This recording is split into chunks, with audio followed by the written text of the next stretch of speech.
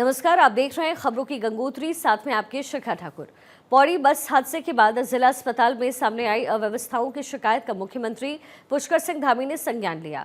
CM ने पौड़ी के जिलाधिकारी से मामले में रिपोर्ट तलब की है। साथ ही अस्पताल में सभी बुनियादी सुविधाएं तत्काल उपलब्ध कराने के आदेश दिए। दरअसल बस हादसे के घायलों को पौड़ी अस्पताल में इलाज देने में व्यवस्था जो है वो चरमराई नजर आई और इसको लेकर के शिकायत मिली। इसके बाद सीएम ने आज कैंप कार्यालय में उच्च अधिकारियों के साथ बैठक की। उन्होंने इस मामले में पौड़ी के डीएम से रिपोर्ट तलब किया है। साथ ही कहा कि लापरवाह अधिकारियों कर्मचारियों के खिलाफ कार्रवाई के आदेश दिए। अस्पताल में आपात स्थिति के लिए हर तरह की सुविधाएं उपलब्ध कराई जाए। बहुत गंभीर घटना है और बड़ी दुर्घटना हुई है, बहुत दुखद है और उसके लिए हमने तुरंत जो भी वहाँ पर कमी है उस कमी को दूर करने के लिए कहा है। जो चिकित्सक नहीं है उन तत्काल चिकित्सकों की नियुक्ति करने के लिए भी कहा है और जल्दी ही इसको हम लोग दुरुस्त करेंगे और जो भी वहाँ पर कमियाँ हैं उन सभी कमियों को ठीक करेंगे। मुख्यमंत्री ने कहा है कि अब उत्तराखंड में दूर दराज तक स्वास्थ्य सेवाओं का नेटवर्क उपलब्ध है। ऐसे में अस्पतालों में गंभीर बीमार या फिर घायलों के उपचार में कोई कमी नहीं रहनी चाहिए। इसके लिए प्रदेश भर के अस्पतालों में बुनियादी सुविधाओं के साथ ही आवश्यक दवाई और मेडिकल स्टाफ की उपलब्धता हर वक्त सुनिश्चित की जाए।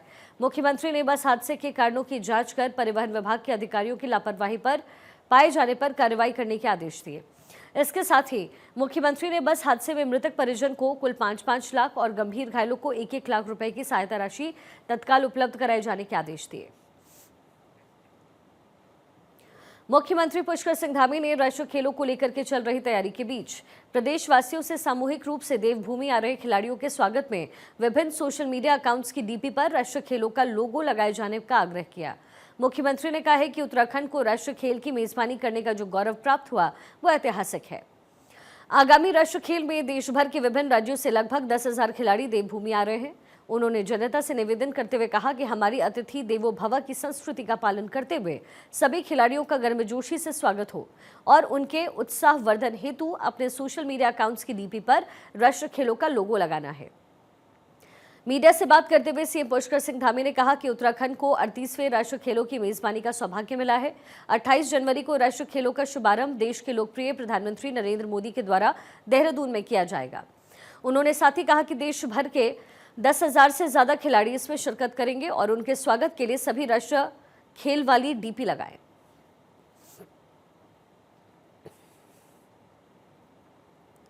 अवसर है कि हमको इसकी मेजबानी मिली है तो मैंने सभी लोगों से ये आग्रह किया है कि अपनी डीपी लगा लें राष्ट्रीय खेलों को लेकर, जिससे कि पूरे देश के अंदर देवभूमि से एक संदेश जाना चाहिए और पूरे देश के 10,000 से ज्यादा खिलाड़ी उत्तराखंड आ रहे हैं, हमारे मेहमान हैं, तो उन मेहमानों के स्वागत में सभी देवभूमि के लोगों को शरीक होना चाहिए, शामिल होना चाहिए। तो इसलिए सबसे आह्वान किया है कि जिस दिन राष्ट्रीय खेल आदरणीय प्रधानमंत्री जी 28 जनवरी को देहरादून में उसका शुभारंभ करेंगे, उस दिन पूरे प्रदेश के अंदर एक दीपोत्सव बनाकर हम सबका स्वागत करेंगे। मुख्यमंत्री धामी ने कहा कि राज्य की जनता सामूहिक तौर पर सभी खिलाड़ियों का स्वागत करेगी। सभी ने मिलकर के आगामी राष्ट्रीय खेलों को विशेष और ऐतिहासिक बनाना है। हमारा ये कर्तव्य है कि देवभूमि आ रहे खिलाड़ी हमारे राज्य से बेहतर याद और अनुभव लेकर जाएं। उन्होंने कहा कि प्रधानमंत्री नरेंद्र मोदी के कथन 21वीं सदी का तीसरा दशक उत्तराखंड का दशक बनाए जाने के संकल्प में राष्ट्रीय खेल भी सहायक सिद्ध होंगे। उत्तराखंड में निकाय चुनाव का बिगुल बज चुका है। कांग्रेस और भारतीय जनता पार्टी ने अपने अपने प्रत्याशी मैदान में उतारे। कई जगह भाजपा और कांग्रेस के बीच कांटे की टक्कर देखने को मिल रही है। उत्तराखंड निकाय चुनाव में बीजेपी प्रत्याशियों के चुनाव प्रचार को धार देने के लिए खासतौर पर बूथ अध्यक्ष, शक्ति केंद्र टीम अध्यक्ष और मंडल टीम से संवाद और उन्हें खास टिप्स देने के लिए त्रिदेव सम्मेलन शुरू कर दिया। आज लक्सर में आयोजित त्रिदेव सम्मेलन में प्रदेश के पर्यटन मंत्री सत्यपाल महाराज ने मुख्य अतिथि के रूप में शिरकत किया। उन्होंने कहा कि भाजपा देश प्रदेश, शहर, कस्बे, गांव का चहुमुखी विकास कराने में जुटी है। उन्होंने कहा कि विकास की इस धारा को लगातार जारी रखने के निकाय चुनाव में भाजपा प्रत्याशियों को जिताने की जरूरत है। पूर्व विधायक संजय गुप्ता ने कहा कि विकास के लिए भाजपा प्रत्याशियों को जिताना जरूरी है। दूसरे दलों को वोट देने का मतलब गड्ढे में वोट डालना है। मुख्यमंत्री पुष्कर सिंह धामी लगातार भाजपा प्रत्याशी के पक्ष में जनसभा को संबोधित कर रहे हैं। आपको बता दें, 23 जनवरी को उत्तराखंड के 11 नगर निगम, 43 नगर पालिका और 46 नगर पंचायत के लिए वोटिंग होगी और 25 जनवरी को चुनाव के नतीजे सामने आएंगे, जिसके लिए निर्वाचन आयोग ने भी कमर कस ली है।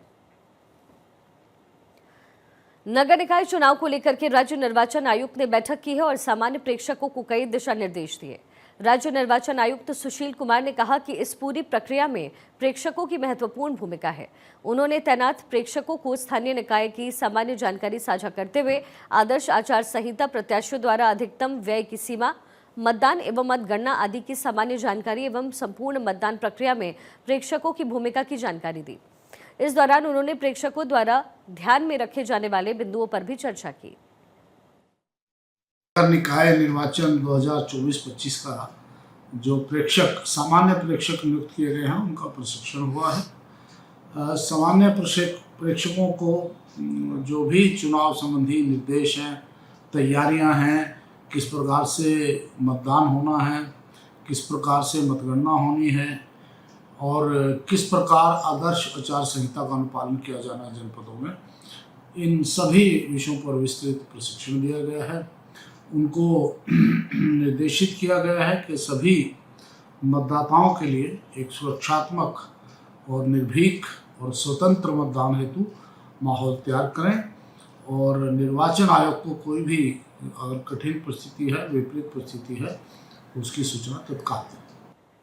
राजधानी देहरादून में 9वें आर्म्स फोर्स वेटरन्स डे पर शहीद सैनिकों को नमन किया गया। इस मौके पर राज्यपाल गुरमीत सिंह और सैनिक कल्याण मंत्री गणेश जोशी शामिल हुए और देश के लिए कुर्बानी देने वाले वीर सैनिकों को नमन किया। आपको बता दें कि साल 2016 से हर साल 14 जनवरी को भारतीय सशस्त्र सेनाओं का वेटरन्स डे मनाया जाता है। 9th आर्म्ड फोर्सेस, देखिए, आज 9वां आर्म फोर्सेस वेटरन डे हम लोगों ने यहाँ पर मनाया है। कल 77वां 77 वेटरन डे हम मनाने जा रहे हैं और आज माननीय राज्यपाल सेना के सभी अधिकारियों द्वारा भारत माता के उन अमर सपूतों को श्रद्धांजलि दी है, जिनकी वजह से आज हम यहाँ सुरक्षित हैं। हम सब ने मिलकर अपने मार्टियर्स को, अपने शहीदों को, उनकी सुप्रीम सेक्रीफाइस, उनके बलिदान को आज ट्रिब्यूट किया है, जो शौर्य स्मारक के ऊपर में सबने मिलकर। इसके बाद में हम वेटरन्स की एक मार्च पास्ट देखना चाहते हैं। मुझे यहाँ एक अलग ही एक वाइब्रेशन, एक साहस, शौर्य, एक जज्बा, वो ऐसा फील हो रहा है। मैं आज के दिन में हर एक आर्म्ड फोर्सेस के सैनिक को, नौसैनिक को, वायु सैनिक को आज के दिन की बहुत बहुत मुबारकबाद देना चाहता हूं। उत्तराखंड के पूर्व मुख्यमंत्री भुवन चंद्र खंडूरी की आज CMI अस्पताल में सफलतापूर्वक ब्रेन सर्जरी की गई। 90 साल के पूर्व सीएम BC खंडूरी की ब्रेन सर्जरी देहरादून के सीनियर और प्रसिद्ध न्यूरोसर्जन डॉक्टर महेश कुड़ियाल के नेतृत्व में उनकी विशेषज्ञ टीम ने की। डॉक्टरों के प्रयास से खंडूरी अब ICU से बाहर आ चुके हैं और तेजी से स्वास्थ्य में सुधार भी आ रहा है। देहरादून CMI खंडूरी की इमरजेंसी में ब्रेन सर्जरी हुई है। कल करीबन 2-2:30 बजे उनकी सर्जरी हुई। CMI हॉस्पिटल में डॉक्टर कुड़ियाल के नेतृत्व में हुई। मैं उनका आभार व्यक्त करना चाहूंगी। साथ ही साथ डॉक्टर जैन और डॉक्टर कुकरेती का सर्जरी सक्सेसफुल रही है और ICU से बाहर आ गए हैं। इस वक्त वो CMI हॉस्पिटल में हैं। सिद्धबली बाबा की कृपा से सब कुछ ठीक हुआ है। आप सब के आशीर्वाद से, आप सब के प्यार से मुझे पूर्ण विश्वास है कि मेरे पिताजी जल्द ही घर लौटेंगे।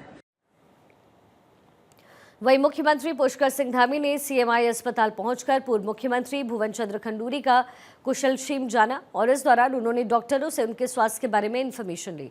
उन्होंने बाबा केदार से भुवन चंद्र खंडूरी के शीघ्र स्वास्थ्य लाभ की कामना भी की। उत्तराखंड में कलयुगी बहू द्वारा प्रेमी के साथ मिलकर अपनी सास को मौत के घाट उतारने का मामला सामने आया। पुलिस ने आरोपी बहू और उसके प्रेमी को गिरफ्तार किया है। दोनों आरोपियों को न्यायालय में पेश कर वैधानिक कार्रवाई की जा रही है। दरअसल जनपद पौड़ी के थाना थलीसैंण में बीते रविवार को स्थानीय लोगों ने पुलिस को सूचना दी कि थलीसैंण के वार्ड नंबर 4 में किसी महिला की मौत हो गई। सूचना मिलने के बाद थानाध्यक्ष थलीसैंण पुलिस टीम के साथ घटनास्थल पहुंचे। घटनास्थल पर शव का निरीक्षण करने पर महिला की मौत संदिग्ध प्रतीत हुई। थाना थलीसैंण के मुकदमा पंजीकृत किया गया और एसएसपी पौड़ी द्वारा इस मामले को गंभीरता से लेते हुए घटना का खुलासा जल्द करने के निर्देश दिए गए। पूरे मामले में थानाध्यक्ष थलीसैंण सुनील पवार के नेतृत्व में एक पुलिस टीम गठित की गई और जांच शुरू की गई। जांच टीम ने घटना के संबंध में ठोस साक्ष्य का संकलन करने के साथ साथ गोपनीय रूप से पूछताछ की तो पता चला कि शनिवार को मृतका की बहू अंजलि का जन्मदिन था। जन्मदिन को मनाने के लिए अंजलि का प्रेमी दीपक कुमार, जो घर के पास रहता था, वो रात के समय अंजलि के घर आया। घर से वापस जाते हुए अंजलि की सास ने दीपक को अंजलि के कमरे से बाहर निकलते देखा और शोर मचा दिया। बात खुलने के डर से दोनों प्रेमी प्रेमिका ने मिलकर के 55 वर्षीय सुरेशी देवी की हत्या कर दी। इस संबंध में थलीसैंण थाने में मुकदमा दर्ज किया गया, जिस पर आरोपी दोनों प्रेमिका को गिरफ्तार कर लिया गया है। 12 जनवरी को थाना थलीसैंण क्षेत्र के अंतर्गत एक महिला की हत्या कारित करने का मामला प्रकाश में आया, जिसका पुलिस के द्वारा संज्ञान लेते हुए मुकदमा पंजीकृत किया गया व मृतका का पंचायतनामा व पोस्टमार्टम की कार्रवाई की गई। पोस्टमार्टम के दौरान ये तथ्य प्रकाश में आए कि महिला की हत्या गला दबाकर की गई है। इन्वेस्टिगेशन में भी ये तथ्य पाए गए कि महिला की बहू व बहू के प्रेमी के द्वारा इस महिला की हत्या कारित की गई है। दोनों अभियुक्तों को हमारी टीम्स के द्वारा गिरफ्तार किया गया।